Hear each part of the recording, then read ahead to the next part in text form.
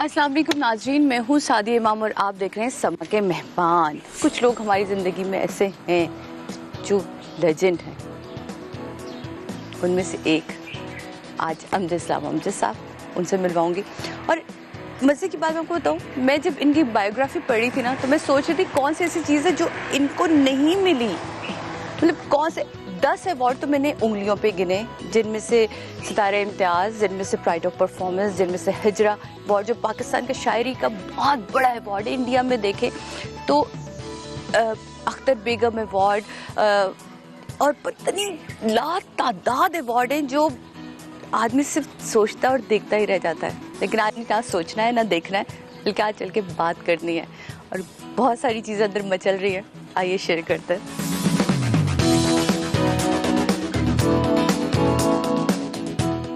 अच्छा लगता है जब बेटे का नाम यहाँ लिखा हुआ हो और उसके ऊपर बाप की छाँव, तो कितनी खूबसूरती है इस पूरे एंगल में। ज़ीशान अमजद एंड अमजद इस्लाम अमजद। सो ये है बाप और बाप की छाँव। अच्छा,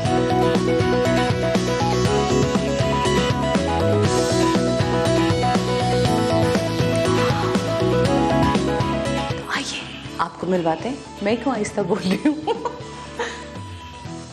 अस्सलाम वालेकुम सर। अस्सलाम वालेकुम, कैसे हो? बिल्कुल ठीक है साहब, आप कैसे हैं?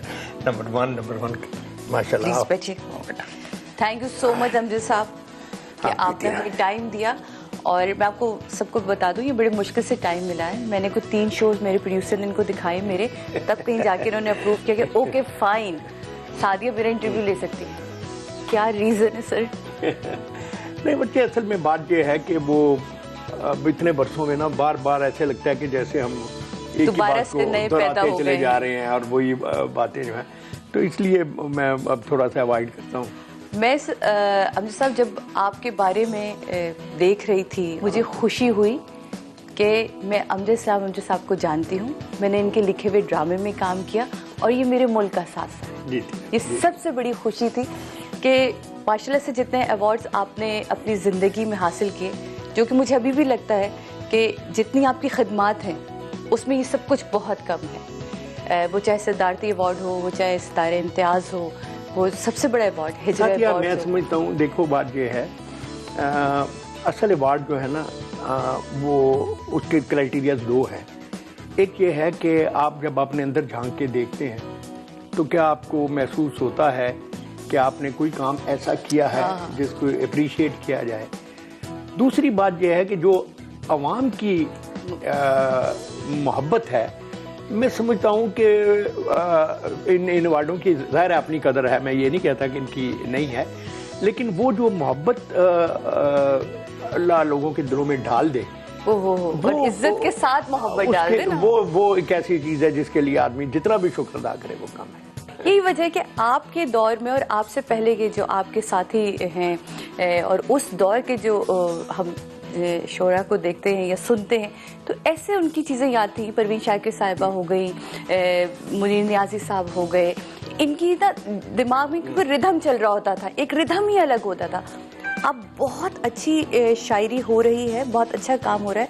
मुझे ऐसा लगता है एक तो आप लोग बड़े खुश नसीब थे, जो आप लोगों को सुनने वाले बहुत कमाल।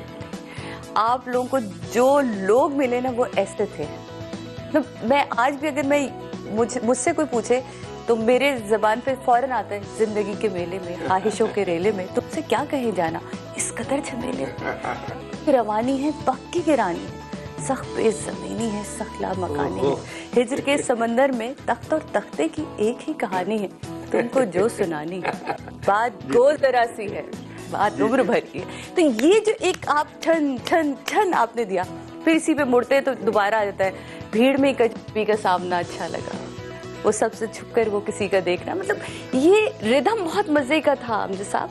अब ये रिदम हम कहीं मिस कर नहीं। देखो बच्चे, मिस गालिबन इसकी वजह ये, देखो तुमने बड़ी अच्छी बात की कि लिखने वाले का जो तस्वीर है ना, वो उस वक्त तक मुकम्मल नहीं होती जब तक पढ़ने वाला या सुनने वाला ना हो। बिल्कुल। हम हवा के लिए तो, दीवारों के लिए तो नहीं लिखते ना।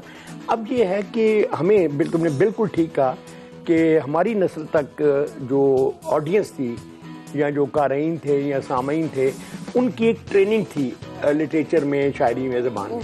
आज का बच्चा जो है, जिसको आप पैदा होते ही एक तरह से इंग्लिश मीडियम में घुसेड़ देते हो, वो बच्चा कितनी देर तक तो अपना नाम उर्दू में लिखना नहीं सीख सकता। सही बात। तो जब वो उर्दू पढ़ेगा नहीं तो फिर उसको कैसे पता चलेगा कि शायरी क्या होती है, ये शायर कौन। तो ये बड़ी ज़रूरी बात है कि हम अपनी अगली नस्ल जो है उसको अपनी ज़बान से, उसके रस्म ख़त से रूशनास कराएं। ज़रूरी नहीं है कि हर शख्स जो है वो शायरी पढ़े या उसको पसंद करे, लेकिन कम से कम हमें उसके लिए ज़ेर ज़बर पेश तो आनी चाहिए ना, बड़ा ज़रूरी है। बुनियाद तो होनी चाहिए।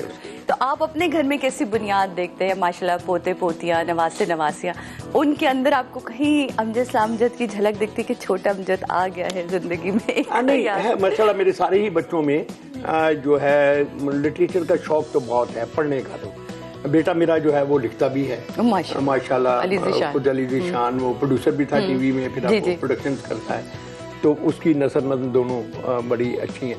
बेटियां मेरी दोनों जो हैं वो रीडर बहुत अच्छी हैं, बहुत अच्छा पढ़ती हैं। तो ये है। फिर ये है कि मेरे अपनी अगली नस्ल जो है उनमें भी माशाल्लाह, भी तो खैर ज़ाहिर है बहुत छोटे हैं, लेकिन वो मेरा एक नवासा है, अभी मैं आपको मिलाऊंगा उसे। कल मुझे मेरे एक वो नज़्म है ना, अगर कभी मेरी याद आए, उसकी पैरोडी करके सुना रहा था और जो अच्छी मजे की बात है कि मीटर में सुना रहा था, जो मुझे बहुत अच्छी बात लगी जो है कि उसके अंदर एक मीटर की सेंस जो है वो है। अनवर साहब का मैंने उनके साथ शो किया हुआ है और बहुत मुझे उनके साथ मजा आया था। उनकी भी कुछ चीज़ें ऐसी हैं जो आपके ना ज़बान पे रटी नहीं, मतलब मेरे ज़बान में उनकी चीज़ें रटी हुई हैं, और मुझे बड़ा मज़ा आया था जब हमने उनके साथ शो किया। तो ये मुझे बताएं कि आपकी शायरी मोहब्बत में गुंधी हुई, उनकी शायरी में मोहब्बत तो है लेकिन तंज के साथ है, उसके अंदर बिल्कुल एक अलग है। तो जब आप लोग आपस में मिलते हैं समझी, तो क्या नॉर्मल बातचीत होती है या तो बहुत बाद में हुई, और हमने सच्ची बात है कभी एक दूसरे को समझा भी नहीं। हमारी दोस्ती बहुत पुरानी थी। गुफ्तगू किस तरह की होती है आपस में? वो लव लाइट है। देखो ना, अब सारा हमें सारी जिंदगी, अब 40-40 साल हो गए हैं, मुशायरे भुगताती है तो अब जब आदमी आपस में बैठता है तो फिर कोशिश होती है कि तो रिलैक्स होके कुछ बातें करें अपना। तो लेकिन वो कभी कभी होता है ना, एक उन्होंने कोई जुमला बोला, एक यहाँ से जुमले की अदायगी हुई, तो वो एक बन जाता वो तो है, वो चलता रहता है। वो तो हम दोस्तों में ये चीज़ें चलती रहती हैं। वो अनवर की तबीयत में एक खास तरह की आप देखें बर्जस्तगी बहुत जबरदस्त, और फिर जो है ना जी कि जो वक्त के साथ जो नई बात होती है उस पर फौरी रिएक्ट करना और इस तरह से करना कि वो संगे मील बन जाए। बस आप देखो, अब ये आजकल सेल्फियों का रवाज बहुत है, बड़ा चला हुआ है। तो कमाल का शेर अपना अनवर मसूद ने उस पर लिखा है कि अनवर मेरे वतन के जवानों ने आजकल इकबाल की खुदी को भी सेल्फी समझी। अब आप देखिए, आप इस पे हंसते भी हैं और इसके साथ ही आपके दिमाग में ये आता भी है कि वाकई कहाँ खुदी का एक इतना अजीम फलसफा और कहाँ ये बिल्कुल बचकाना आदत, किस तरह से हमने इन दोनों चीज़ों की खुदी को, तो ये बड़ी मज़े की उनमें चीज़ें। हमारे और भी कंटेम्परेरी जो है, इत्तेफाक से हम लोगों को, मैं समझता हूँ मेरी नस्ल बड़ी इस एतबार से खुश नसीब है कि हमें नूमी राशिद और मजीद अमजद, जलंधरी और जोश साहब, कासमी साहब, हबीब जालिब, अहमद साहब, परवीन फैज, तो ये सारे लोग जो ये सारे हमें इनके साथ रहने का, कुछ के साथ हमने ग्रो किया है और कुछ के साय में ग्रो किया है। तो ये लोग इनसे मैं समझता हूँ कि जो, और फिर दूसरी बात ये है कि मैं क्लासिक्स से, मैं हमेशा जो अदब से दिलचस्पी रखने वाले लोग हैं और नए लिखने वाले हैं उनको भी यही कहता हूँ कि यार क्लासिक्स को पढ़ो।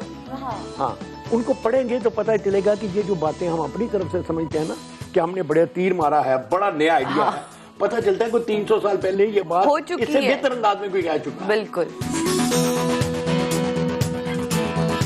तो मैं फाइनली बच्चों के साथ मौजूद हूँ सर, अब आप तारुफ हो जाना चाहिए।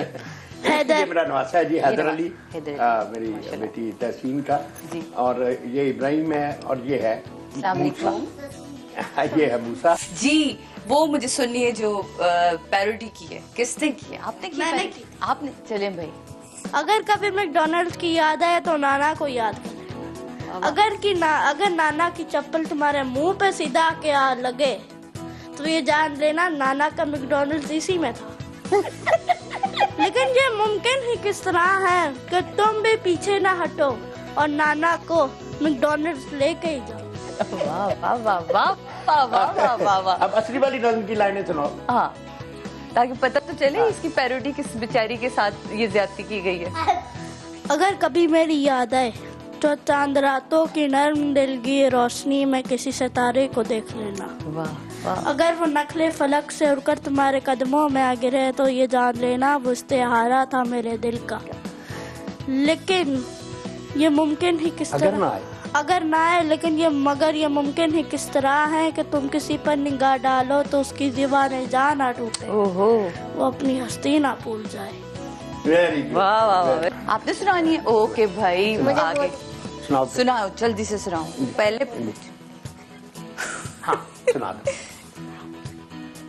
मिस हाँ सुना दो। अगर नाना के चप्पल पे तेरी जान ना आए तो चांद को देख ले। अगर किसी का दिल तेरे ऊपर लगे तो नाना के ऊपर ना चले। तो अस्सलाम वालेकुम। ये चैनल है जी, ये अरवाली है। अब तुम उधर भागो ताकि मैं बाकियों से बात कर सकूं। इधर आ चलो। जाओ। यहाँ अब आप इधर आ जाओ, इधर आ जाओ बेटा, आप मिलते यहाँ। दोनों। आ जाओ। अच्छा अच्छा, माइक कहाँ गया? माइक तो दे दो यार, बात कैसे करेंगे भाई? हाँ जी, कौन है बेटर? यही वाला। ये वाला है। ओह वाह वाह वाह। मैंने की थी एक दफ़ा जो उसका टॉपिक था कौम सो रही है। तो वो उसमें मुझे जो है ना ख्वाब आता है कि लामा इकबाल आए हैं और वो रो रहे हैं मेरे ख्वाब में, वो चीख रहे हैं कि कौम को क्या हुआ है, और मैं उनको कहती हूँ कौम सो रही है, और इस तरह के इट्स वो सेंटिमेंटल भी हो जाती है और ह्यूमरस भी हो जाती है। उसमें भी नाना ने बहुत हेल्प की थी। बेटा आपको कुछ इनका अगर याद हो, दादा का, दादा नाना नाना मुझे याद नहीं है पर सुनती हूँ। सुनती हैदर हो? को याद है। हैदर ने तो हमें सुना भी था। हैदर ने तो हमें आते ही धड़ धड़ धड़ धड़ धड़ धड़ धड़ सुना दिया। इतना अच्छा लगा सुन के। लेकिन जनाब एक छोटा सा ब्रेक के बाद वापस आते हैं हम इस्लाम जज और उनके कहते हैं चमकते हुए सितारे। ये है ना एक्चुअली जो आपके पोते पोतियां नवासे नवासे होते हैं, वो उनके साथ मौजूद हैं। मिलते हैं ब्रेक के बाद। कैसे मिलते हैं? ब्रेक के बाद। ब्रेक के बाद।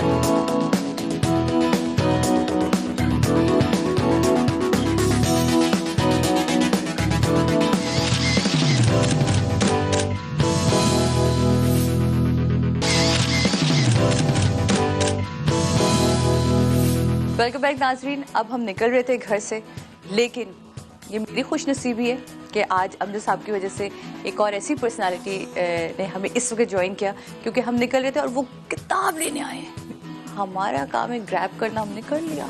डॉक्टर उमर आदिल हमारे साथ मौजूद हैं। अस्सलाम वालेकुम डॉक्टर साहब। सादिया, अब ये तो दुनिया फैसला करेगी कि किसने किसको ग्रैब किया है। मैं उन पे छोड़ता हूँ, मगर इस वक्त आपने अपनी खुशनसीबी कहा, मेरे लिए ऐन सादत और खुशबख्ती है कि अमजद साहब ने मुझे कुछ दिन पहले फ़ोन किया कि मेरे बारे में एक किताब छपी है और उसमें मेरी और तुम्हारी एक तस्वीर भी है। उसके अलावा इनके हाथ से लिखी हुई, इन पे लिखी जाने की वाली किताब क्या उम्दा तोहफा है। मगर एक बात मैं बताना चाहता हूँ सबको, किताब में बहुत कुछ लिखा गया अमजद साहब के बारे में, और वो जो चीजें नहीं लिखी गई वो जिस वक्त चाहे मुझसे पूछ लीजिए, वो ज़ब्ते तहरीर में नहीं आ सकते। सर मैं इस कदर नहीं, सबसे तहरीर में आ सकती है, इतना पुरस्कार ना बनाए। हाय सर, मैं इतना सस्पेंस क्रिएट किया, अमजद साहब ने सारी बात बोल दी। यकीन कीजिए सिर्फ दो बदू गुफ्तगू के अंदर ही वो बातें चलेगी। बिल्कुल इस कदर मेहरबानी, मैं आपका वक्त ही ज़ाया करता हूं। इस कदर मेहरबानी सर मैं बयान नहीं कर सकता वाकई। और ये बहुत खूबसूरत किताब, कल रात को ही मैंने छान डाली इसको, पढ़ के मैंने कहा जो जो चीजें इसमें से मैं निकाल सकती वो हूँ किसी ने बड़ा अच्छा कहा कि ये गलतफहमी भी सुना था, कुछ फहमी भी सुना था। ये अमजद अब ले माशाल्लाह। बहुत शुक्रिया डॉक्टर साहब, थैंक यू सो बहुत मच। मेहरबानी सर, मैं बेइंतहा मशकूर हूं और शुक्र है कि ए हुन जरा सारा लम्हा है ना एक कैद हो गया, हाँ। यादगार रहेगा सर। बिल्कुल बिल्कुल जी। बड़ी इनायत, बहुत मेहरबानी, थैंक यू बहुत जी। शुक्रिया। तो अब चलते हैं हम अपने सफर की तरफ और हम जा रहे हैं पंजाब यूनिवर्सिटी। ठीक है, आज आप भी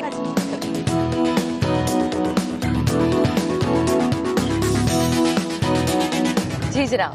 हमारा सफ़र जो है उसका आगाज़ हो चुका है, और मैं हमेशा कहती हूँ ये इंग्लिश वाला सफ़र नहीं, उर्दू वाला सफ़र है जिसको आप बहुत इंजॉय करते हैं। सो हम जा रहे हैं पंजाब यूनिवर्सिटी। आपको अगर आपके ख्वाबों की तरफ देखूं, आपकी ख्वाहिशात की तरफ देखूं, तो कहाँ क्रिकेटर बनना, कहाँ आपका अपने ही स्कूल और कॉलेज में अपने ही कॉलेज का था या स्कूल का जो आपके पास जिसके एडिटर बने थे रिसाले के, स्कूल के रिसाले के निशान मंजिल। तो निशान मंजिल ने असल में आपको कहीं ना कहीं मंजिल का तयन करवा दिया था कि ये आपकी मंजिल है। तो वो क्रिकेटर जो अंदर छुपा हुआ था वो कहाँ है? हाँ नहीं देखो साथी, असल में ये है, मैं हमारे जो नौजवान हैं आमतौर पे ज़ाहिर है मेरी उम्र का हिस्सा पढ़ाने में भी गुजरा है ज़्यादा, तो हमें एक बात को याद रखना चाहिए कि आपके पास बहुत सारे ऑप्शंस होते हैं और इब्तदाई जिसको हम टीन एज कहते हैं उसमें बहुत वो ख्वाब और ख्वाहिश जो है ना वो बहुत आपस में मिल जाते हैं। असल में ये चीज़ वेस्ट में आप देखते हैं लोग जो हैं वो एक ट्रैक पे मैक्सिमम अपनी एनर्जी और जो है कारकर्दगी उसका मुजाहरा करते हैं। वजह उसकी यही है कि वो उसके लिए एक जिसको कहते हैं ना कि रास्ता मुतय्यन करना। हमारे यहाँ बदकिस्मती से ऐसा नहीं है कि कैरियर कोचिंग की जाए या तो हमारे बच्चे जो है जैसे हम थे, आप थी, हम लोग, तो हमें अंदर जो जो ख्वाहिशें थी हम उन सबको साथ देके चल, फिर वक्त ने उनमें फैसला किया। सही।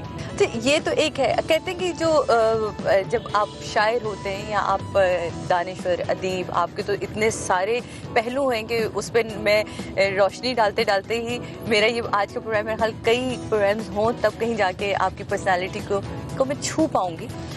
लेकिन मैं ये अब जैसा पूछना चाहूँगी कि जब आप इतना सब कुछ कर रहे होते हैं तो आपको कहीं ना कहीं ये लगता है कि ये मुझसे रह गया या ये एक चीज काश में ये कर, कभी जिंदगी में अमजद इस्लाम अमजद की कोई एक काश है जो रहा? नहीं उस शक्ल में नहीं, लेकिन जो मैंने काम किए उनके अंदर यकीनन कुछ काश रहे कि काश ये काम इस तरह से हम कर पाते या मैं ये काम इस तरह से कर सकता या इसमें ये भी मैं कर सकता था। लेकिन मैं समझता हूँ कि ये इस तरह का काश जो है ये बड़ा पॉजिटिव होता है। हाँ। क्योंकि जो आपको मायार को ऊपर ले जाने का जो शौक है वो अल्टीमेटली एक क्रिएटिव तामीरी बात है। तो कई काम ऐसे हुए कि मैंने उसके बारे में आया कि ये इससे भी बेहतर हो सकता था, लेकिन अल्लाह का ये बहुत करम रहा कि कोई ऐसी मुझे महरूमी। देखिए ज़िंदगी नाम ही इम्तहान का है, ज़िंदगी जो है इस चीज़ का नाम है ही नहीं कि हर चीज़ जो है ज़िंदगी ख़त्म मुस्तकीम नहीं है। बिल्कुल।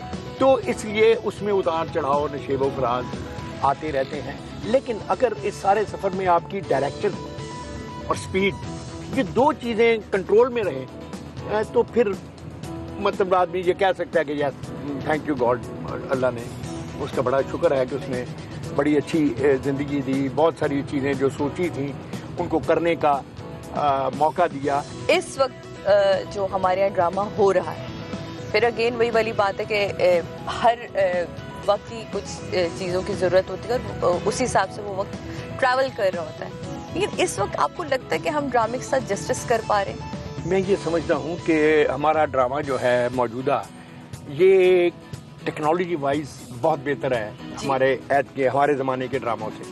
हमारे अब यहाँ लाइटिंग, कैमरेज और हर चीज़ बहुत आगे हुई है। एक्टर भी बहुत अच्छे आ रहे हैं बच्चे हमारे, डायरेक्टर भी अच्छे हैं, लेकिन बदकिस्मती से जो कंटेंट है वो अच्छा वो ठीक नहीं आ रहा और बहुत लॉपसाइडेड है।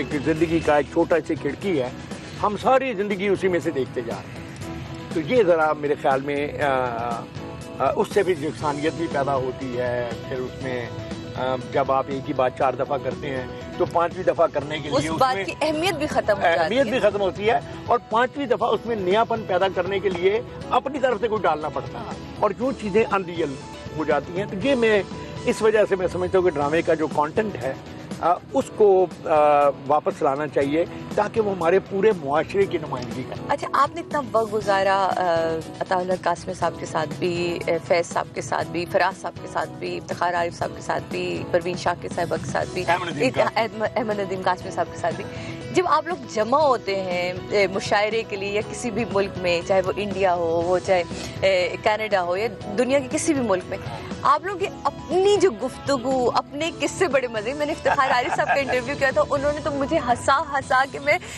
मैं थक गई थी हंस हंस के। जो फराज साहब के, फैज साहब के, उन्होंने मुझे किस्से सुनाए कि ये चीजें होती थी, इतना मजा आता था।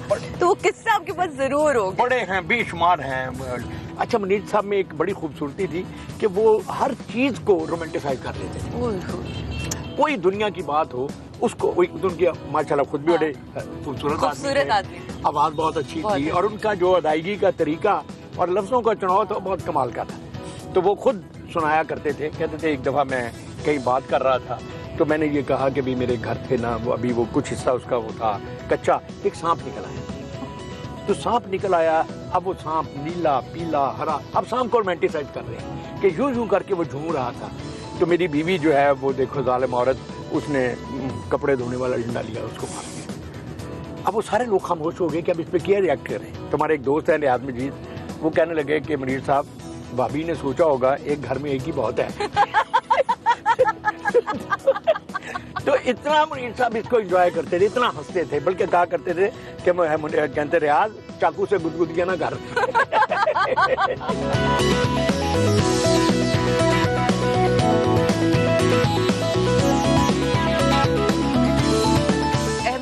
मुझे बड़ी खुशी हुई जब अभी हम आए थे रास्ते में, तो अमजद साहब आपके तारुफ दोनों को करवाते हैं। मुझे इतनी खुशी हुई कि उन्होंने बताया कि आप फिल्म में PhD कर आए, और पाकिस्तानी मेरे ख्याल पहले PhD डायरेक्टर होंगे हमारे पास जो PhD कर आ रहे हैं यहाँ। और आप फोटोग्राफी में आपने किया, जबरदस्त। इनका एमफिल था, हाँ एमफिल था इनका फोटोग्राफी में, और मैंने नॉटिंघम ट्रेंट यूनिवर्सिटी UK से फिल्म में, मेरी फिल्म मेकिंग में PhD है, और लकीली पहला पाकिस्तानी हूँ जिसने ये मतलब अभी जो आप लोग ये शॉर्ट मूवीज का बताए थे अमजद साहब का, आप लोग शॉर्ट असल में मूवीज पे हमने काम ये कर रहे हैं। कॉन्सेप्ट जो था अमजद साहब का था कि जब तक हम अपने ड्रामे से या अपने लिटरेचर से यंग जनरेशन को नहीं जोड़ेंगे, तब तक वो बात बनेगी नहीं।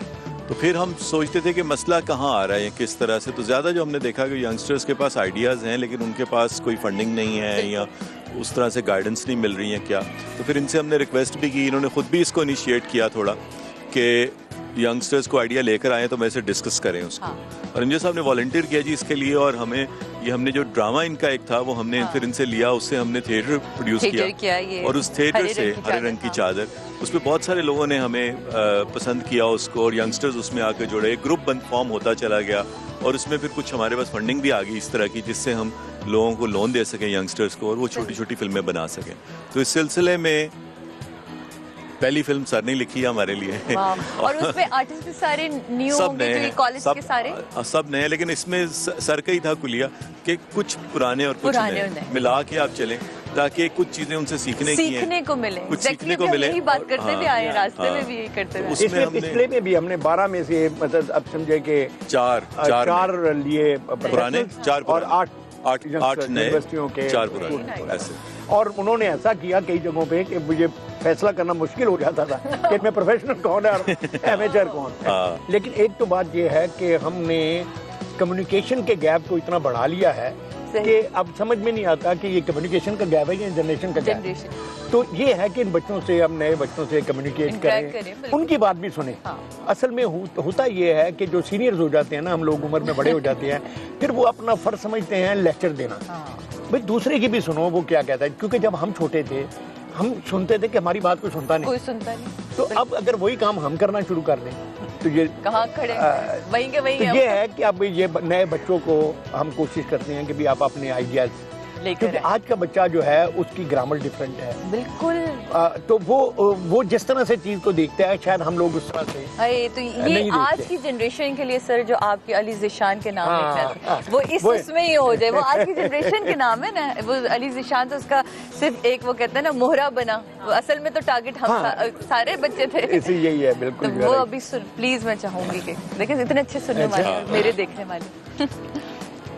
मेरे बेटे ने आंखें एक नई दुनिया में खोली है, मेरे बेटे ने आंखें एक नई दुनिया में खोली हैं, उसे वो ख्वाब कैसे दूं जिन्हें ताबीर करने में मेरी ये उम्र गुजरी है। मेरी ताज़ीम की खातिर वो इनको ले तो ले शायद, मेरी ताज़ीम की खातिर वो इनको ले तो ले शायद, मगर जो जिंदगी उसको मिली है उसके दामन में हमारे अहद की कदरें तो क्या, यादें भी कम कम। कम है। आखिरी बंद है इसका कि उसे कैसे बताऊं मैं कि ये इरफान का लम्हा अभी उस तक नहीं पहुंचा।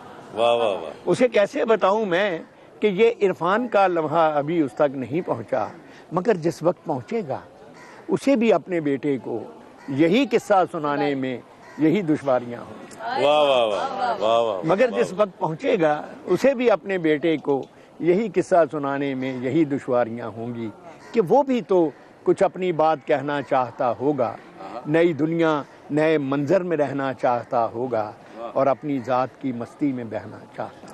वाह वाह वाह, सुभान अल्लाह। That is how life is. ये सारा ये दायरों में चलते हैं हमारे सफर है। सीरियसली एक दायरे से निकल के दूसरे दायरे में इस तरह ही मुंतकिल होते चले जाते हैं। और वो कहते हैं वक्त चेंज मांगता है और वक्त की जब चेंजेस आ रही होती हैं और हमें उसी तरह से कबूल करना चाहिए। हम अपने उसी फंसे होते हैं, लेकिन ऐसा बाप भी मिलना बड़ा ज़रूरी है। तो आपसे मिलते हैं जनाब इस छोटे से ब्रेक के बाद।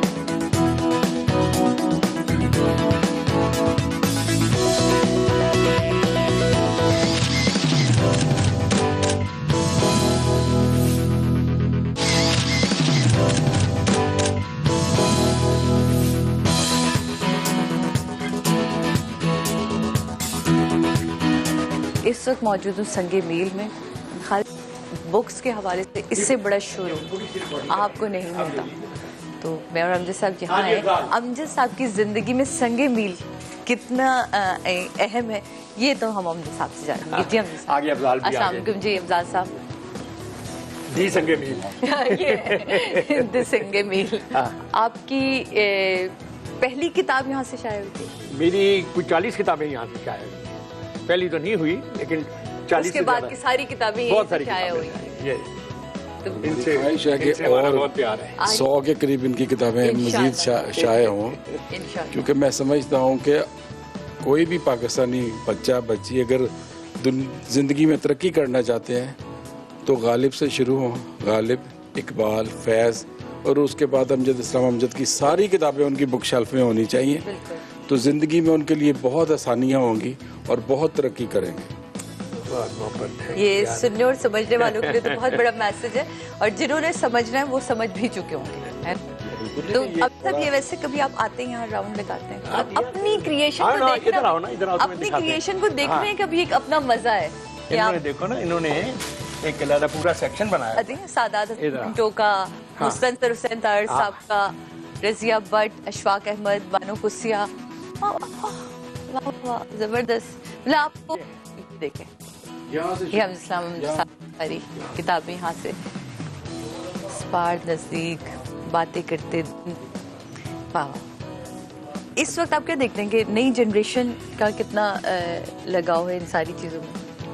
बहुत ज़्यादा लगाव है, लेकिन इम्प्रेशन हमारे ऊपर ऐसा है कि हम ना पढ़ते हैं ना लिखते हैं। हमारी कौम या हमारी यंग जनरेशन जो है ना वो इंटरनेट पे हर वक्त मसरूफ़ रहती है, लेकिन हकीकतन इंटरनेट भी आपको किताबों ही की तरफ लेके आता है कि अगर आप इनकी शायरी एक नज़म एक गज़ल पढ़ लेंगे नेट से तो फिर आपको अल्टीमेटली किताब ही की तरफ आना पड़ेगा। मेरी नज़र में इससे ज़्यादा जो है ना इनकी अप्रिसिएशन होनी चाहिए, जितनी भी है, जितनी बहुत ज़्यादा है। मुझे बाहर से दूसरे लोग भी आके कहते हैं कि जी अमजद साहब का बहुत एक ख़ास लोगों के साथ बड़ा प्यार का रवैया होता है। कभी किसी से आगे झुक के इन्होंने कुछ नहीं मांगने की कोशिश की, कभी ज़िंदगी में ये नहीं कहा कि मुझे ये favour out of the way जाके मिल जाए। ये बहुत बड़ी बात होती है।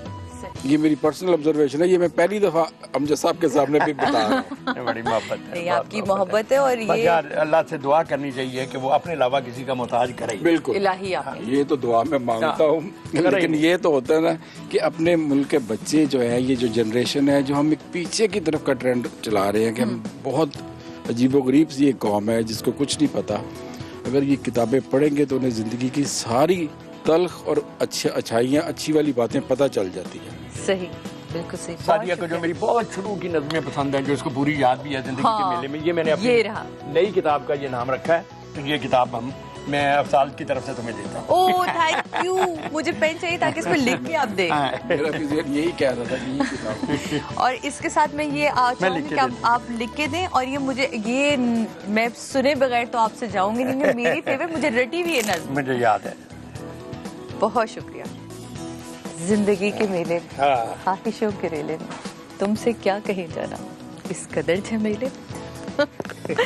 बहुत खूब सर। मैं पूरी आती है। ये मुझे पूरी याद है, इतनी लंबी ये मुझे पूरी, और ये अभी से नहीं याद है, ये मेरे कॉलेज के दौर की मुझे ये तब से याद है। आपका यह शुक्रिया अदा करेंगे, थैंक यू सो मच। आप भी शायरा हैं और अमजद साहब भी इतने बड़े शायर हैं, तो फिर सुभान अल्लाह आपकी शायरी। बहुत शुक्रिया, बहुत शुक्रिया, थैंक किताब आपकी शायर कुर्बानी हो तो संग मील हो। यू। जरूर जरूर जरूर सर, चले।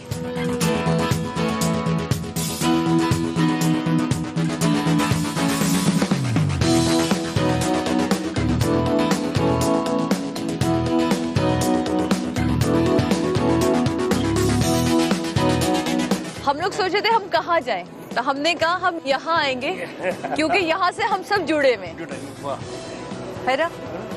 सारी तारीख पीछे है। आहा, सीढ़ियाँ चढ़कर आए हैं, और लेकिन फिर भी मेरा दिल चाहता है कि जब आप इस तरह की फिजा में बैठे हो और पीछे इस तरह का मंजर हो, तो कौन सी चीज आंखों और जहन के दरमियान से गुजर जाती है आपके, कौन सी अपनी गजल या अपनी देखो नज़्म। बच्चे, मुझे टाइम का ना, हाँ वो मेरी एक नज़्म की उसकी ओपनिंग लाइन भी है हाँ। कि वक्त से कौन कहे आय हाय, यार जरा है। तो ये जो है ना फीलिंग कि आपके पीछे सदियों का वक्त रुका हुआ खड़ा है वाह, किसी तरह से, हाँ। तो ये फीलिंग ही क्योंकि ये जो अल्लामा इकबाल ने कहा ना कि एक ज़माने की रौ जिसमें न दिन है न रात, तो अब ये जो फलसफी हैं वो तो यही कहते हैं ना कि टाइम को आप माजी हाल मुस्तकबिल में डिवाइड कर ही नहीं सकते, नहीं करते, ये तो हमने अपनी आसानी के लिए किया हुआ है। बिल्कुल तो टाइम जो एक पूरा यूनिट है, सही, अब उस यूनिट में ये जो हिस्ट्री आप पीछे देख रही हो, सही। ये किसी ज़माने का प्रेजेंट है, बिल्कुल, आहा, ये किसी ज़माने का प्रेजेंट है बिल्कुल। जो अब हम पास की शक्ल में देख रहे हैं, और एन मुमकिन है कि हमारे कुछ प्रेजेंट जो हैं वो कहीं आने वाले ज़माने में सही, फंसे हो। तो ये वक्त बड़ी कमाल की मिस्ट्री है। मैं तो खैर इससे बहुत ही, मैंने बहुत लिखा है, मेरे ख्याल में मोहब्बत के बाद मैंने सबसे ज़्यादा वक्त पर ही लिखा है। ये वक्त भी कितना जालिम है।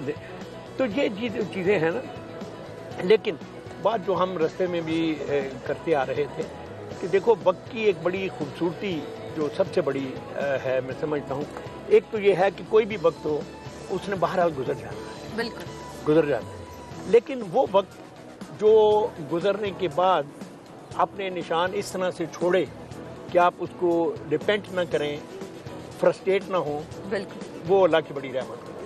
और यहाँ एक आपकी लिखी हुई चीज मुझे बहुत पसंद है, गुलजार साहब की बहुत फेवरेट है, ए मौसम गिरिया।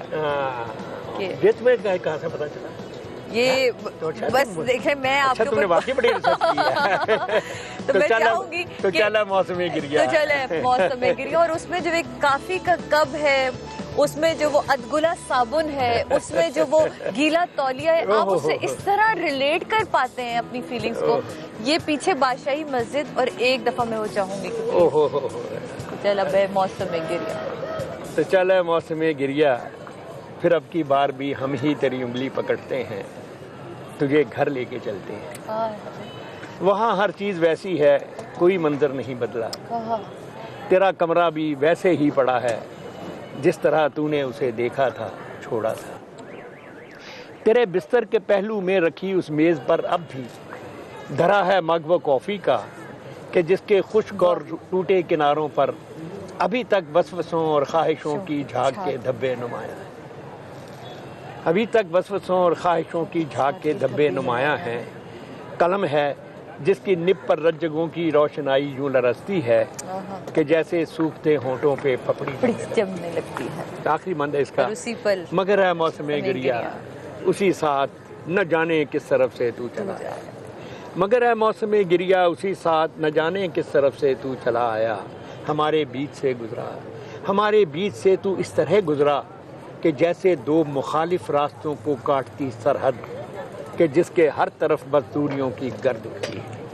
वाह वाह वाह। कि जिसके हर तरफ बस दूरियों की गर्द उठती है, उसी एक गर्द की तह सी तुझे दरवाजे की बेल पर जमी शायद नजर आए। वाह। उसी गर्द की तह सी तुझे दरवाजे की बेल पर जमी शायद नजर आए। कोई तस्वीर के अंदर कमी शायद नजर आए। तमन्ना से भरी आंखें जो हरदम मुस्कुराती थीं, अब उन आंखों के कोनों में नमी शायद नजर आए। वाह वाह वाह। अब उन आंखों के कोनों में नमी शायद नजर आ जाए। अच्छा, जब ये तो एक ना, ये मैं मौसम गिरिया के हवाले से ने पूछा, लेकिन जब आपकी रोमांटिक शायरी पढ़ते हैं तो वो सोच के हमें कपकपी से छाती है, तो उसमें इतना आपकी वो मुझे बहुत, मेरी ये एक मेरा ख्याल है कि इससे खूबसूरत लफ्ज़ों में इन फीलिंग्स को बयान करना नामुमकिन है किसी के लिए भी। तो चेहरे पे मेरे जुल्फ को फैलाओ किसी दिन, क्या रोज गरजते हो बरस जाओ किसी दिन। कुछ फेवरेट मेरा ख्याल है जो चीजें मेरे अपने दिमाग में, ये बल्कि ये उसने अदनान समी ने गाई भी बहुत अच्छी है, बहुत अच्छी। उसने इसका जो वो अंतरे हैं ना, इंटरवल बहुत खूबसूरत, बड़े कमाल के, और उनकी आवाज भी बड़ी खूबसूरत, म्यूजिक से उन्हें खेलना भी बड़ा अच्छा आता है। जनाब मुझे यकीन है इस बात का कि आज का शो आप लोगों ने बहुत एंजॉय किया होगा, क्योंकि मैंने बहुत एंजॉय किया। मैंने ऑफ कैमरा बहुत एंजॉय किया और ऑन कैमरा तो मैंने किया ही किया, और जो आप लोगों ने भी यकीनन महसूस किया होगा। Thank you so much Amjad साहब, बहुत शुक्रिया। और मैं यकीन से तो नहीं कह सकती, लेकिन उम्मीद करती हूँ कि मुझसे कोई ऐसी गलती ना हुई हो जिससे कहीं ना कहीं अब जीती जाते जाते आप कुछ कहना चाहें तो प्लीज अपने।